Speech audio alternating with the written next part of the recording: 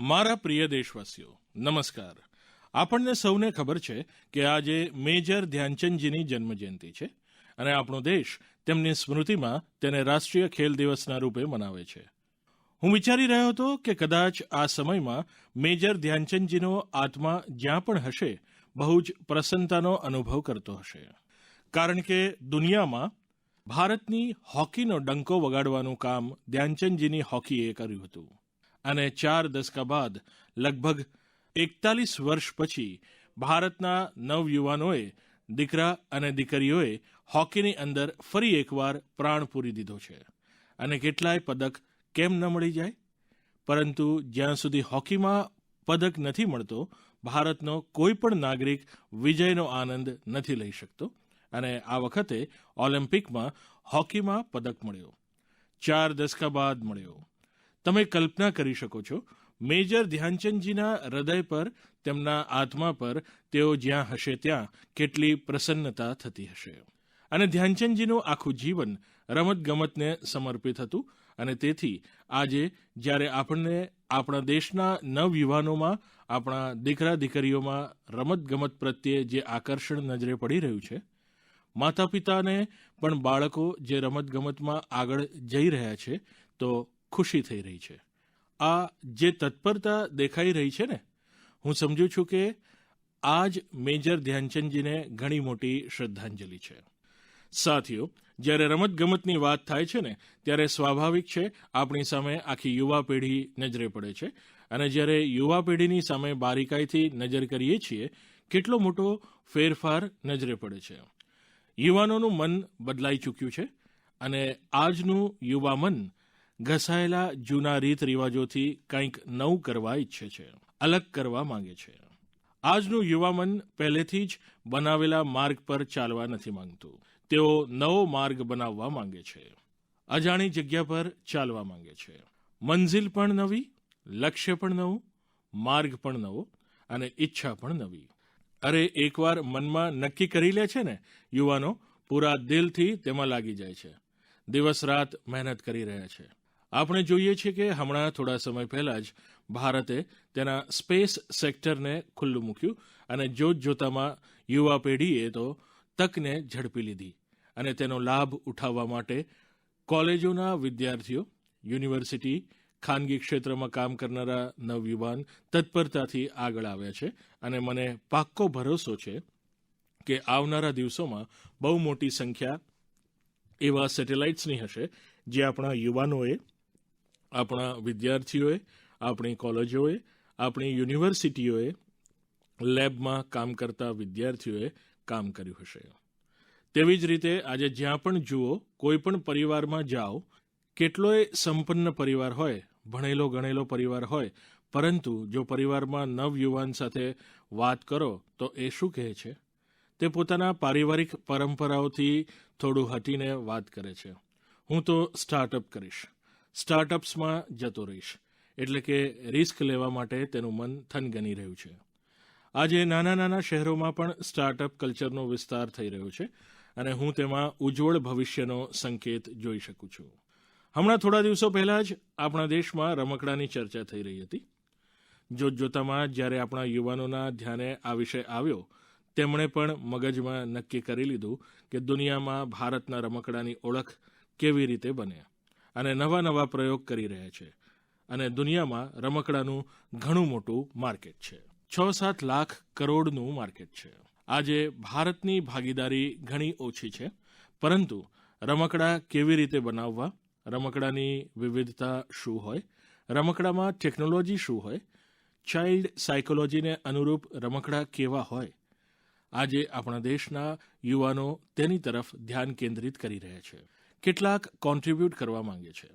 સાથીઓ, વધુ એક વાત જે મનને ખુશીઓથી ભરી દે છે અને વિશ્વાસને વધુ મજબૂત પણ કરે છે, અને તે શું છે? ક્યારેય તમે માર્ક કર્યું છે? સામાન્ય રીતે આપણે ત્યાં સ્વભાવ એવો બની ચૂક્યો હતો કે થાય છે, ચલો યાર, ચાલે છે. પરંતુ હું જોઈ રહ્યો છું મારા દેશનું યુવા મન હવે સર્વશ્રેષ્ઠની તરફ પોતાને કેન્દ્રિત કરી રહ્યું છે, સર્વોત્તમ કરવા માંગે છે, સર્વોત્તમ રીતે કરવા માંગે છે. તે પણ રાષ્ટ્રની બહુ મોટી શક્તિ બનીને ઉભરી આવશે.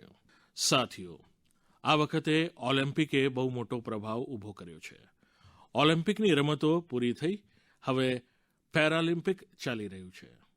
દેશને આપણા આ રમતગમતના જગતમાં જે કાંઈ પણ થયું, વિશ્વની તુલનામાં ભલે ઓછું હશે, પરંતુ વિશ્વાસ ભરવા માટે તો ઘણું બધું થયું. આજે યુવાનો માત્ર સ્પોર્ટ્સની તરફ નજર માંડે છે એટલું જ નથી, પરંતુ તે તેની સાથે જોડાયેલી શક્યતાઓ તરફ પણ જોઈ રહ્યા છે. તેની આખી ઇકોસિસ્ટમને બહુ બારીકાઈથી જોઈ રહ્યા છે, તેના સામર્થ્યને સમજી રહ્યા છે અને કોઈને કોઈ રૂપમાં પોતાને જોડવા પણ માંગે છે. હવે તેઓ કન્વેન્શનલ વસ્તુઓથી આગળ જઈને ન્યૂ ડિસિપ્લિન્સને અપનાવી રહ્યા છે. અને મારા દેશવાસીઓ, જ્યારે આટલું મોમેન્ટમ આવ્યું છે, દરેક પરિવારમાં રમતગમતની ચર્ચા શરૂ થઈ ગઈ છે, તમે જ જણાવો, શું આ મોમેન્ટમને હવે બંધ કરવું જોઈએ, રોકાવા દેવું જોઈએ? જી નહીં, આપ પણ મારી જેમ વિચારતા હશો. હવે દેશમાં રમતો, રમતગમત, સ્પોર્ટ્સમેન સ્પિરિટ હવે રોકાવાનું નથી. આ મોમેન્ટમને પારિવારિક જીવનમાં, સામાજિક જીવનમાં, રાષ્ટ્રીય જીવનમાં સ્થાયી બનાવવાનું છે, ઉર્જાથી ભરી દેવાનું છે, સતત નવી ઉર્જાથી ભરવાનું છે. ઘર હોય, બહાર હોય, ગામ હોય, શહેર હોય, આપણા રમતગમતના મેદાનો ભરેલા હોવા જોઈએ. બધા રમે, બધા ખીલે. અને તમને યાદ છે ને, મેં લાલ કિલ્લા પરથી કહ્યું હતું, સૌનો પ્રયાસ. જી હા, સૌનો પ્રયાસ. સૌના પ્રયાસોથી ભારત રમતગમતમાં એ ઊંચાઈ પ્રાપ્ત કરી શકશે જેનું એ હકદાર છે. મેજર ધ્યાનચંદજી જેવા લોકોએ જે માર્ગ બતાવ્યો છે, તેમાં આગળ વધવું આપણી જવાબદારી છે. વર્ષો બાદ દેશમાં એવો સમય આવ્યો છે કે રમતગમત પ્રત્યે પરિવાર હોય, સમાજ હોય, રાજ્ય હોય, રાષ્ટ્ર હોય, એક મનથી સૌ કોઈ જોડાઈ રહ્યા છે. મારા પ્રિય નવયુવાનો, આપણે આ અવસરનો ફાયદો ઉઠાવીને અલગ અલગ પ્રકારના સ્પોર્ટ્સમાં મહારથ પણ મેળવવો જોઈએ. ગામે ગામ રમતગમતની સ્પર્ધાઓ સતત ચાલતી રહેવી જોઈએ. સ્પર્ધામાંથી જ રમતગમતનો વિસ્તાર થાય છે, રમતગમત વિકાસ થાય છે, ખેલાડી પણ તેમાંથી જ નીકળે છે. આવો, આપણે બધા દેશવાસી આ મોમેન્ટમને એટલું આગળ વધારી શકીએ છીએ જેટલું યોગદાન આપણે આપી શકીએ છીએ.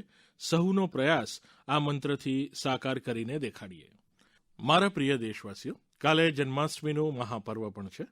જન્માષ્ટમીનું આ પર્વ એટલે ભગવાન શ્રી કૃષ્ણના જન્મનું પર્વ. આપણે ભગવાનના બધા રૂપથી પરિચિત છીએ, નટખટ કનૈયાથી લઈને વિરાટ રૂપ ધારણ કરનારા કૃષ્ણ સુધી, શાસ્ત્ર સામર્થ્યથી લઈને શસ્ત્ર સામર્થ્યવાળા કૃષ્ણ સુધી. કળા હોય, સૌંદર્ય હોય, માધુર્ય હોય, ક્યાં ક્યાં કૃષ્ણ છે. પરંતુ આ વાતો હું એટલા માટે કરી રહ્યો છું કે જન્માષ્ટમીથી કેટલાક દિવસો પૂર્વ હું એક એટલો રસપ્રદ અનુભવમાંથી પસાર થયો છું, તો મારું મન કરે છે કે એ વાત હું તમારી સાથે કરું. આપને યાદ હશે, આ મહિનાની 20 તારીખે ભગવાન સોમનાથ મંદિર સાથે જોડાયેલા નિર્માણ કાર્યોનું લોકાર્પણ કરવામાં આવ્યું છે. સોમનાથ મંદિરથી 3-4 કિલોમીટર દૂર ભાલકા તીર્થ છે. એ ભાલકા તીર્થ એ છે જ્યાં ભગવાન શ્રી કૃષ્ણએ ધરતી પર પોતાની અંતિમ પળ વિતાવી હતી. એક પ્રકારથી આ લોકની અનેક લીલાઓનું ત્યાં સમાપન થયું હતું. સોમનાથ ટ્રસ્ટ દ્વારા એ આખા વિસ્તારમાં વિકાસના ઘણા કામ થઈ રહ્યા છે. હું ભાલકા તીર્થ અને ત્યાં થઈ રહેલા કાર્યો વિશે વિચારી રહ્યો હતો અને મારી નજર એક સુંદર આર્ટ બુક પર પડી. આ પુસ્તક મારા ઘરની બહાર કોઈ મારા માટે છોડીને ગયું હતું. તેમાં ભગવાન શ્રી કૃષ્ણના અનેક રૂપ, અનેક ભવ્ય છબીઓ હતી. ઘણી જ મોહક છબીઓ હતી અને ઘણી જ મિનિંગફુલ છબીઓ હતી. મેં પુસ્તકના પાના ફેરવવાનું શરૂ કર્યું તો મારી જિજ્ઞાસા જરા વધી ગઈ.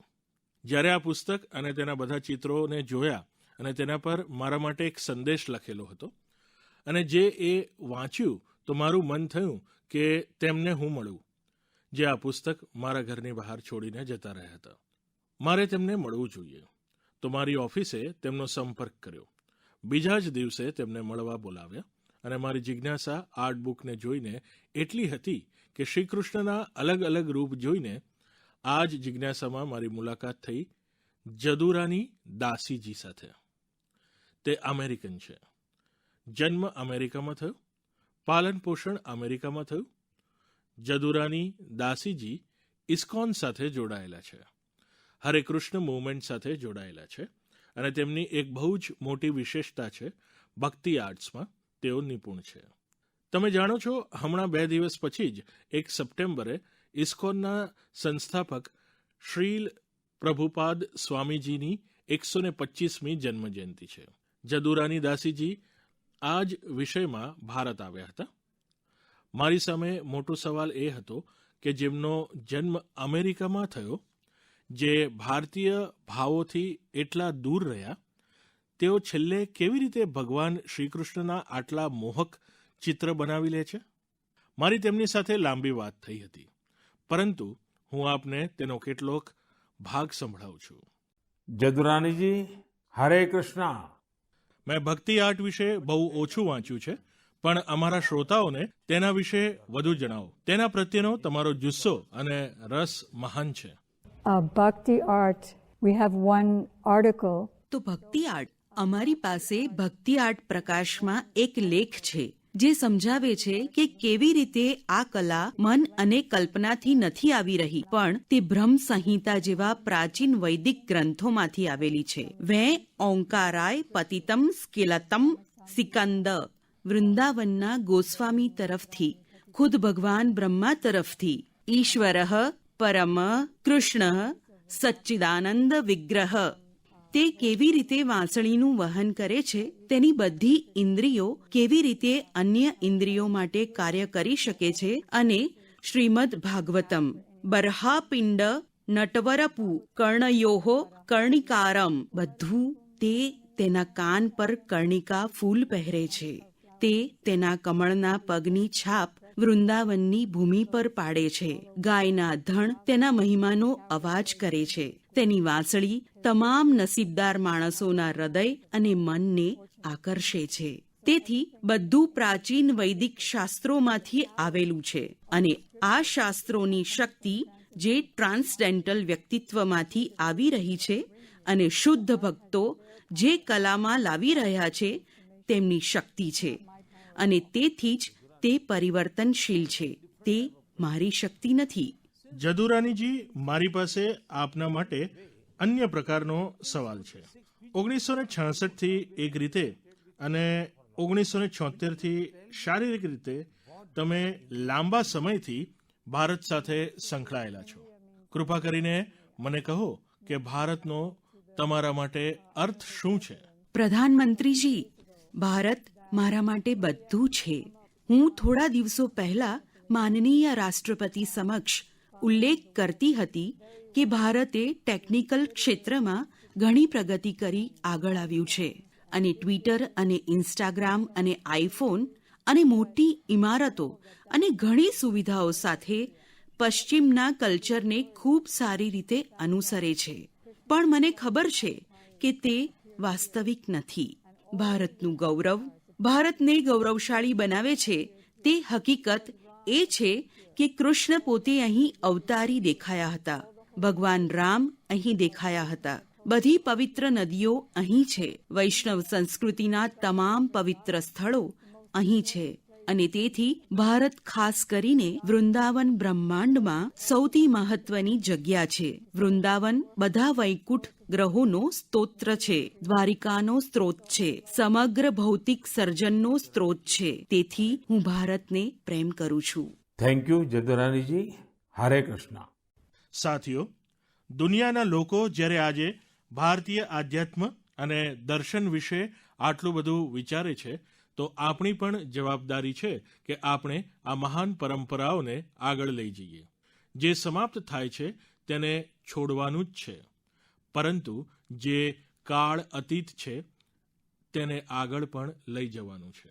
આપણે આપણા પર્વ મનાવીએ, તેની વૈજ્ઞાનિકતાને સમજીએ, તેની પાછળના અર્થને સમજીએ. એટલું જ નહીં, દરેક પર્વમાં કોઈને કોઈ સંદેશ હોય છે, કોઈને કોઈ સંસ્કાર હોય છે. આપણે તેને જાણવાનું પણ છે, જીવવાનું પણ છે, અને આવનારી પેઢીઓ માટે વારસાના રૂપમાં તેને આગળ વધારવાનું છે. હું ફરી એકવાર બધા દેશવાસીઓને જન્માષ્ટમીની ઘણી ઘણી શુભેચ્છાઓ પાઠવું છું. મારા પ્રિય દેશવાસીઓ, આ કોરોના સમયમાં સ્વચ્છતાના વિષયમાં મને જેટલી વાતો કરવાની હતી, લાગે છે કે તેમાં થોડી ઉણપ આવી ગઈ હતી. મને પણ લાગે છે કે સ્વચ્છતાના અભિયાનને આપણે રત્તીભર પણ ઓझલ નથી થવા દેવું. રાષ્ટ્ર નિર્માણ માટે સૌનો પ્રયાસ કેવી રીતે સૌનો વિકાસ કરે છે તેના ઉદાહરણ આપણને પ્રેરણા પણ આપે છે અને કંઈક કરવા માટે એક નવી ઊર્જા ભરી દે છે, નવો વિશ્વાસ ભરી દે છે, આપણા સંકલ્પમાં પ્રાણ ફૂંકી દે છે. આપણે તે બહુ સારી રીતે જાણીએ છીએ કે જ્યારે પણ સ્વચ્છ ભારત અભિયાનની વાત આવે છે તો ઇન્દોરનું નામ આવે જ આવે છે, કારણ કે ઇન્દોરે સ્વચ્છતાના સંબંધમાં પોતાની એક વિશેષ ઓળખ બનાવી છે અને ઇન્દોરના નાગરિકો તેના અભિનંદનના અધિકારી પણ છે. આપણું આ ઇન્દોર કેટલાય વર્ષોથી સ્વચ્છ ભારત રેન્કિંગમાં પહેલા નંબર પર રહ્યું છે. હવે ઇન્દોરના લોકો સ્વચ્છ ભારતના આ રેન્કિંગથી સંતોષ મેળવીને બેસવા નથી માંગતા, આગળ વધવા માંગે છે, કંઈક નવું કરવા માંગે છે. અને તેમણે શું મનમાં નક્કી કરી લીધું છે, તેમણે વોટર પ્લસ સિટી બનાવી રાખવા માટે ખરા દિલથી જોડાઈ ગયા છે. વોટર પ્લસ સિટી એટલે કે એવું શહેર જ્યાં ટ્રીટમેન્ટ વગર કોઈ પણ સીવેજ કોઈ સાર્વજનિક જળ સ્ત્રોતમાં નાખવામાં નથી આવતું. અહીંના નાગરિકોએ પોતે આગળ આવીને પોતાના નાળાઓને સીવર લાઇન સાથે જોડ્યા છે, સ્વચ્છતા અભિયાન પણ ચલાવ્યું છે અને તેને કારણે સરસ્વતી અને કાન્હા નદીઓમાં ઠલવાતું ગંદુ પાણી પણ ઘણું ઓછું થયું છે અને સુધારો નજરે પડી રહ્યો છે. આજે જ્યારે આપણો દેશ આઝાદી કા અમૃત મહોત્સવ મનાવી રહ્યો છે તો આપણે એ યાદ રાખવાનું છે કે સ્વચ્છ ભારત અભિયાનના સંકલ્પોને આપણે ક્યારેય મંદ પડવા દેવાના નથી. આપણા દેશમાં જેટલા વધારે શહેરો વોટર પ્લસ સિટી હશે તેટલી જ સ્વચ્છતા પણ વધશે, આપણી નદીઓ પણ સાફ રહેશે અને પાણી બચાવવાની એક માનવીય જવાબદારી નિભાવવાના સંસ્કાર પણ હશે. સાથીઓ, મારી પાસે એક ઉદાહરણ બિહારના મધુબનીથી આવ્યું છે. મધુબનીમાં ડૉક્ટર રાજેન્દ્ર પ્રસાદ કૃષિ વિશ્વવિદ્યાલય અને ત્યાંના સ્થાનિક કૃષિ વિજ્ઞાન કેન્દ્રએ મળીને એક સારો પ્રયાસ કર્યો છે. તેનો લાભ ખેડૂતોને તો જઈ જ રહ્યો છે, તેનાથી સ્વચ્છ ભારત અભિયાનને પણ નવી તાકાત મળી રહી છે.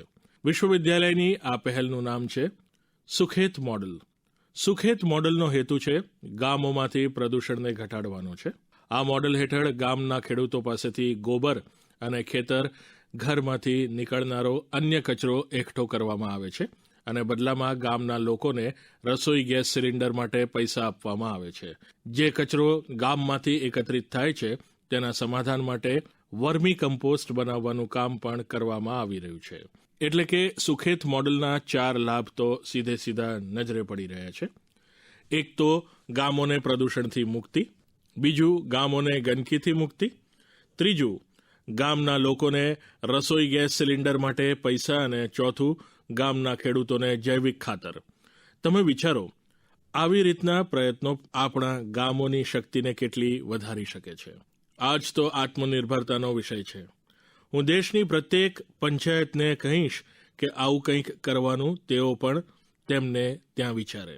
અને સાથીઓ, જ્યારે આપણે એક લક્ષ્ય લઈને નીકળી પડીએ છીએ ત્યારે પરિણામ મેળવવું નિશ્ચિત જ હોય છે. હવે જુઓ, આપણા તમિલનાડુમાં શિવગંગા જિલ્લાની કાંજીરંગાલ પંચાયત. જુઓ, આ નાની પંચાયતે શું કર્યું. અહીં આપને વેસ્ટથી વેલ્થનું વધુ એક મોડલ જોવા મળશે. અહીંયા ગ્રામ પંચાયતે સ્થાનિક લોકો સાથે મળીને કચરામાંથી વીજળી બનાવવાનો એક લોકલ પ્રોજેક્ટ પોતાના ગામમાં લગાવી દીધો છે. આખા ગામમાંથી કચરો ભેગો થાય છે, તેમાંથી વીજળી બને છે અને બચેલા પ્રોડક્ટને કીટનાશકના રૂપમાં વેચી દેવામાં પણ આવે છે. ગામના આ પાવર પ્લાન્ટની ક્ષમતા પ્રતિ દિવસ 2 ટન કચરાના નિસ્તારણની છે. તેનાથી બનનારી વીજળી ગામની સ્ટ્રીટ લાઇટ અને બીજી અન્ય જરૂરિયાતોમાં ઉપયોગ થઈ રહી છે. તેનાથી પંચાયતના પૈસા તો બચી જ રહ્યા છે, તે પૈસા વિકાસના બીજા કામોમાં વાપરવામાં આવી રહ્યા છે. હવે મને જણાવો, તમિલનાડુના શિવગંગા જિલ્લાની એક નાની પંચાયત આપણે બધા દેશવાસીઓને કંઈક કરવાની પ્રેરણા આપે છે કે નથી આપતી? કમાલ કર્યો છે આ લોકોએ. મારા પ્રિય દેશવાસીઓ, મન કી બાત હવે ભારતની સીમાઓ સુધી સીમિત નથી રહ્યું. દુનિયાના અલગ અલગ ખૂણાઓમાં પણ મન કી બાતની ચર્ચા થાય છે અને વિદેશોમાં રહેતા આપણા ભારતીય સમુદાયના લોકો છે તેઓ પણ મને ઘણી નવી જાણકારી આપતા રહે છે અને મને પણ ક્યારેક મન કી બાતમાં વિદેશોમાં જે અનોખા કાર્યક્રમ ચાલે છે તેની વાતો તમારી સાથે વહેંચવી ગમે છે. આજે પણ હું આપનો કેટલાક એવા લોકો સાથે પરિચય કરાવીશ, પરંતુ તે પહેલાં હું તમને એક ઓડિયો સંભળાવવા માંગુ છું.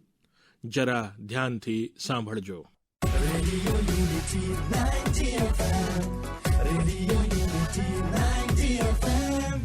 નમો નમઃ સર્વેભ્યઃ.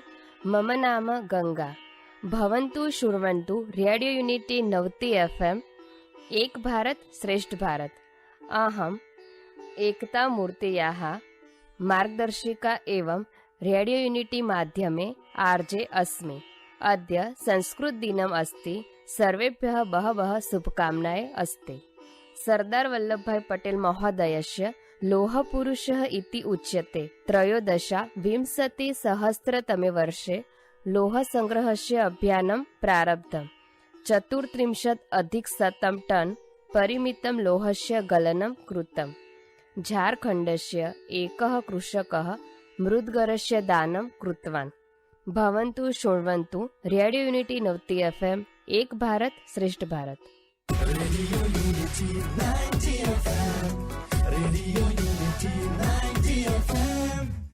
સાથીઓ, ભાષા તો તમે સમજી જ ગયા હશો. આ રેડિયો પર સંસ્કૃતમાં વાત કરવામાં આવી રહી છે અને જે વાત કરી રહ્યા છે તે છે આરજે ગંગા. આરજે ગંગા ગુજરાતના રેડિયો જોકીના ગ્રુપના એક સભ્ય છે. તેમના અન્ય પણ સાથીઓ છે, જેમ કે આરજે નીલમ, આરજે ગુરુ અને આરજે હેતલ. આ બધા લોકો મળીને ગુજરાતમાં કેવડિયામાં આ સમયે સંસ્કૃત ભાષાનું માન વધારવામાં લાગેલા છે. અને તમને ખબર છે ને, આ કેવડિયા એ જ છે જ્યાં દુનિયાનું સૌથી ઊંચું સ્ટેચ્યુ, આપણા દેશનું ગૌરવ સ્ટેચ્યુ ઓફ યુનિટી જ્યાં છે, તે કેવડિયાની હું વાત કરી રહ્યો છું. આ બધા રેડિયો જોકીસ છે જે એક સાથે કેટલીય ભૂમિકા નિભાવે છે. તેઓ ગાઈડના રૂપમાં પણ પોતાની સેવા આપે છે અને સાથે સાથે community radio initiative radio unity 90 FM તેનું પણ સંચાલન કરે છે. આ આરજે પોતાના શ્રોતાઓ સાથે સંસ્કૃતમાં વાત કરે છે, તેમને સંસ્કૃતમાં જાણકારી ઉપલબ્ધ કરાવે છે. સાથીઓ, આપણે ત્યાં સંસ્કૃત વિશે કહેવામાં આવ્યું છે, અમૃતમ સંસ્કૃતમ મિત્ર સરસમ સરલમ વચઃ એકતા મૂલકમ રાષ્ટ્રે જ્ઞાન વિજ્ઞાન પોષકમ. એટલે કે આપણી સંસ્કૃત ભાષા સરસ પણ છે, સરળ પણ છે. સંસ્કૃત તેના વિચારો, આપણા સાહિત્યના માધ્યમથી તે જ્ઞાન વિજ્ઞાન અને રાષ્ટ્રની એકતાનું પણ પોષણ કરે છે, તેને મજબૂત કરે છે. સંસ્કૃત સાહિત્યમાં માનવતા અને જ્ઞાનનું એવું જ દિવ્ય દર્શન છે જે કોઈને પણ આકર્ષિત કરી શકે છે.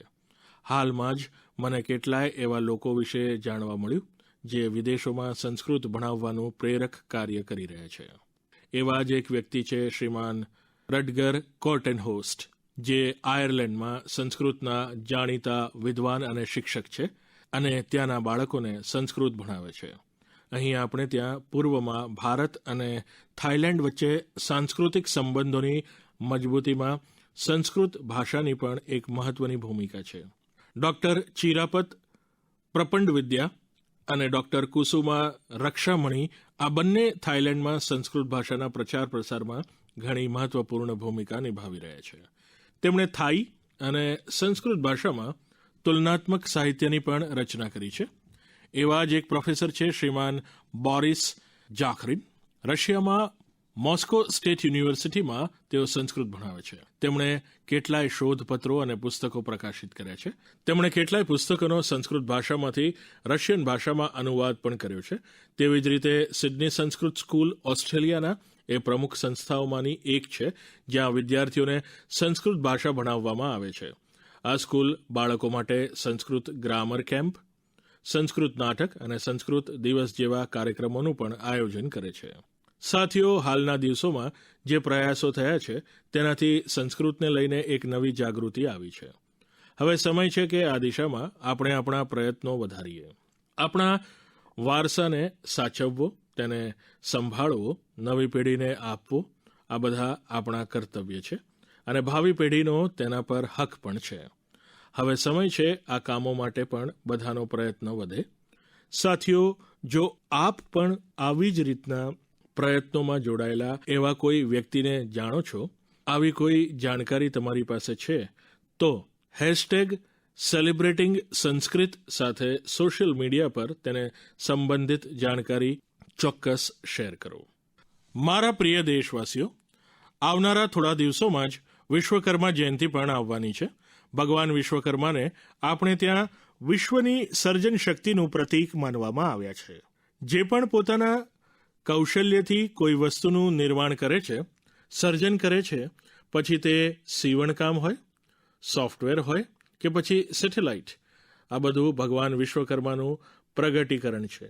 દુનિયામાં ભલે સ્કિલની ઓળખ આજે નવી રીતે થઈ રહી છે, પરંતુ આપણા ઋષિઓએ તો હજારો વર્ષોથી સ્કિલ અને સ્કેલ પર ભાર મૂક્યો છે. તેમણે સ્કિલને, આવડતને, કૌશલને આસ્થા સાથે જોડીને આપણા જીવન દર્શનનો ભાગ બનાવી દીધો છે. આપણા વેદોએ પણ કેટલાય સૂક્ત ભગવાન વિશ્વકર્માને સમર્પિત કરી દીધા છે. સૃષ્ટિની જેટલી પણ મોટી રચનાઓ છે, જે પણ નવા અને મોટા કામ થયા છે, આપણા શાસ્ત્રોમાં તેનો શ્રેય ભગવાન વિશ્વકર્માને જ આપ્યો છે.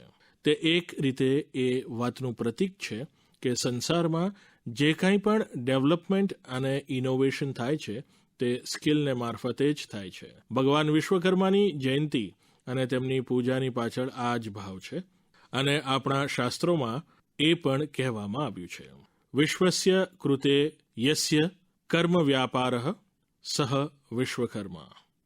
એટલે કે જે સૃષ્ટિ અને નિર્માણથી જોડાયેલા બધા લોકો કર્મ કરે છે તેઓ વિશ્વકર્મા છે.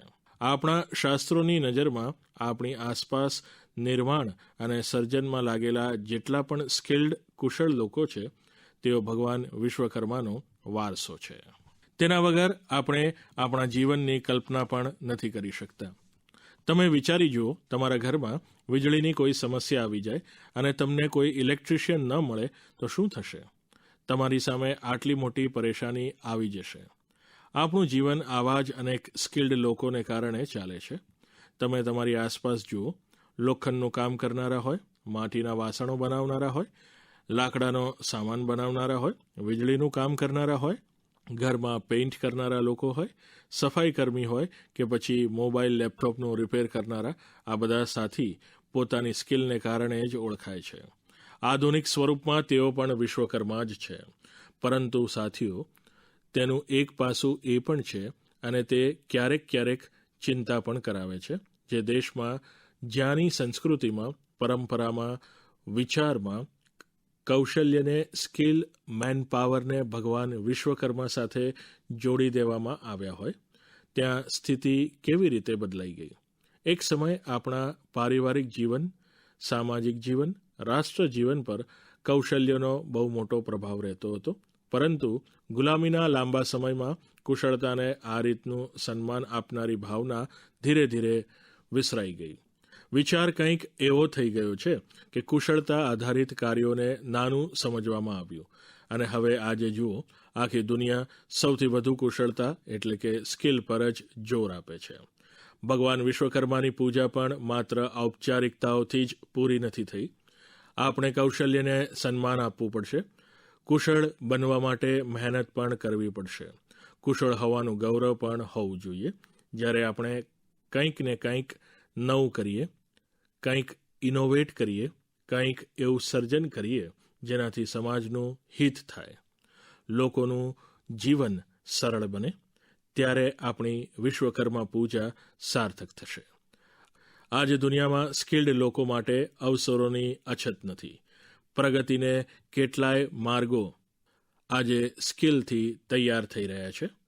તો આવો, આ વખતે આપણે ભગવાન વિશ્વકર્માની પૂજા પર આસ્થાની સાથે સાથે તેમના સંદેશને પણ અપનાવવાનો સંકલ્પ કરીએ આપણી પૂજાનો ભાવ એ જ હોવો જોઈએ કે આપણે સ્કિલના મહત્ત્વને સમજીશું અને સ્કિલ્ડ લોકોને પછી તે કોઈ પણ કામ કરતા હોય તેમને પૂરું સન્માન પણ આપીશું. મારા પ્રિય દેશવાસીઓ, આ સમય આઝાદીના 75મા વર્ષનો છે. આ વર્ષે તો આપણે રોજ નવા સંકલ્પ લેવાના છે, નવું વિચારવાનું છે અને કંઈક નવું કરવાની આપણી ઉત્કંઠા પણ વધારવાની છે. આપણું ભારત જ્યારે આઝાદીના 100 વર્ષ પૂર્ણ કરશે ત્યારે આપણા સંકલ્પ જ તેની સફળતાના પાયામાં નજરે પડશે. તેથી આપણે આ મોકો ગુમાવવાનો નથી. આપણે તેમાં વધારેમાં વધારે યોગદાન આપવાનું છે અને આ પ્રયાસો વચ્ચે આપણે વધુ એક વાત યાદ રાખવાની છે: દવા પણ અને કડકાઈ પણ. દેશમાં 62 કરોડથી પણ વધારે વેક્સિનના ડોઝ આપવામાં આવી ચૂક્યા છે, પરંતુ તેમ છતાં આપણે સાવધાની રાખવાની છે, સતર્કતા રાખવાની છે અને હા, હંમેશાની જેમ જ્યારે પણ તમે કંઈક નવું કરો, નવું વિચારો, તો તેમાં મને ચોક્કસ સામેલ કરશો. મને આપના પત્ર અને મેસેજની રાહ રહેશે. એ જ આશા સાથે આપ બધાને આવનારા પર્વોની ફરી એકવાર ઘણી શુભેચ્છાઓ. ખૂબ ખૂબ ધન્યવાદ. નમસ્કાર.